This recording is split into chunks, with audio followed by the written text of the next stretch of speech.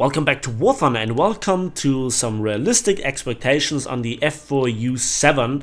And in the background in the hangar you will see the F4U-4B, maybe with some gameplay. I'm not quite sure how I will edit it, but what are realistic expectations about? Well, they are me talking about my experience with a plane that is relatively similar with what stands here in the dev blog and what that means for both tank and air RB when it comes to a plane.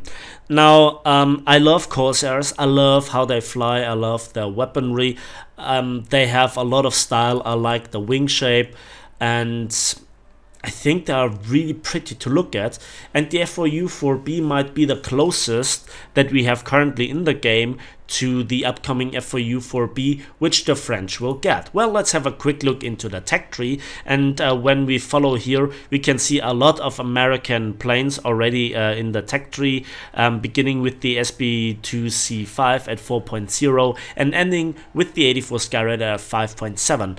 So I expect it to be dropped in that line between the 84 Skyraider and the MD450B Barouchon, and the battle rating could range from 5.7 up to 6.7 in an extreme case. Now, why is that? That is due to the secondary armament, the payload basically. And when we have a look at the 84 Skyraider, which is here a very nice example at 5.7, it has the same battle rating as the American 82 Skyraider, but the 84 Skyraider for the Americans sits at 6.0, and the only significant difference is the Hydra gun pods. And you have 70 unguided rockets, and if you think that is a lot, you are right.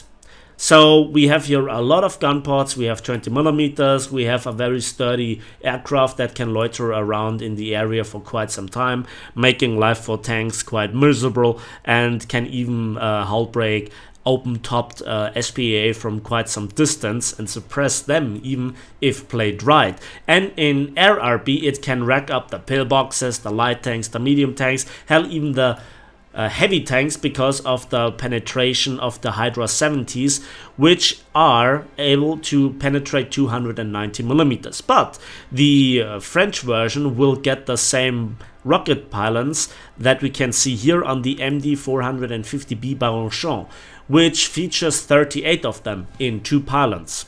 So that means that when we see 3 pylons on each wing on the F4U-7 for the French that will come up, it is even stated in the English dev blog that we will look at 114 rockets.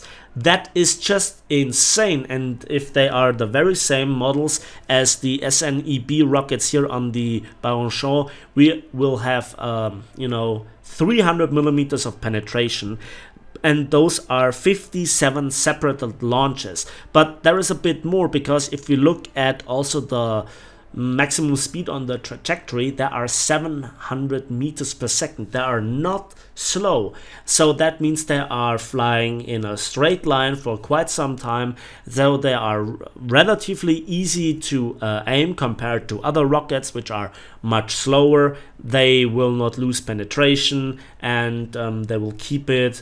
300mm is not a joke. And we are talking here about the Corsair, so you combine here the F4U-4B with the, I guess, 420mm, because the weaponry here looks very similar to the F4U-4B, so I don't expect here huge changes. So we might see 420mm ANM3 cannons with a lot of ammunition, and on the American cannons, I recommend the universal belt. You can make planes explode, you can make the pillboxes disappear, and you can also kill some light tanks, and with good aim even medium tanks, but that requires a lot of ammunition from the right angle, and that is not easy to accomplish. So the Corsair, how does it fly? Well, it is very usable as a fighter even at this battle rating, and you are decently maneuverable. You can pick up a lot of speed, and you are kind of controllable at higher speeds, but on this particular model, which I just flew for a battle, you have to fight a little bit the rudder like with the Germans, but it eases up a lot, at speeds below 500 kilometers per hour.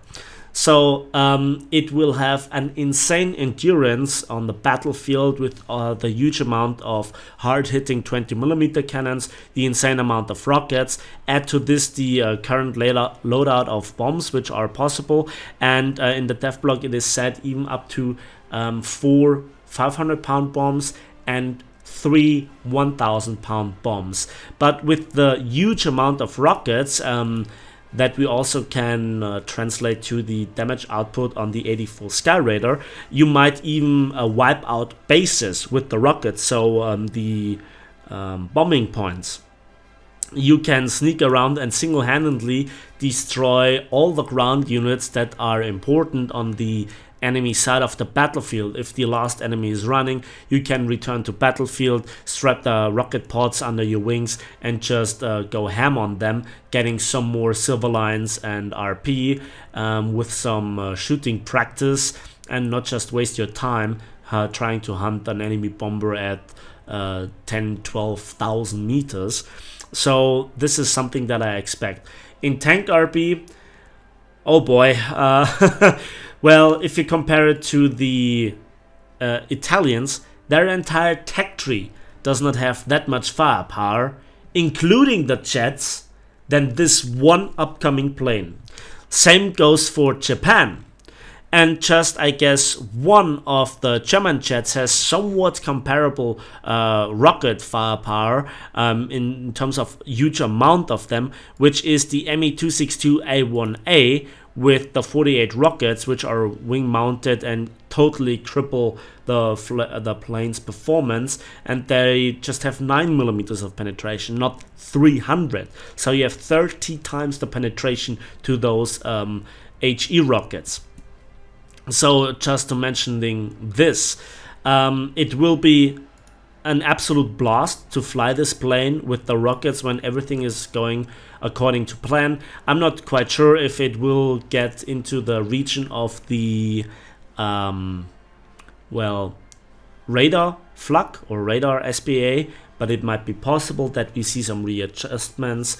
And yeah, battle rating 6.0 might be something worth mentioning, or something to be considered. I like the Corsairs, but again, it's another episode in Gaijin's favorite movie series, How to Power Creep the Game. And you know, this plane gets added, the F4U-7, to the French, which are already building their entire ground pound potential at medium battle ratings on purely American planes. So it's not something completely outstandingly new, and it is not a Spitfire, so it cannot turn infinitively, so you can take it down eventually with the rocket pods, which will add a hell of a drag. The Corsair themselves come around quite a little bit throughout War Thunder. We have the Americans, we have the British, and we have, even for the Japanese, a captured F4U-1A, and then even the French will get one. Well, the French seem to be a little bit the blessed nation in this respect.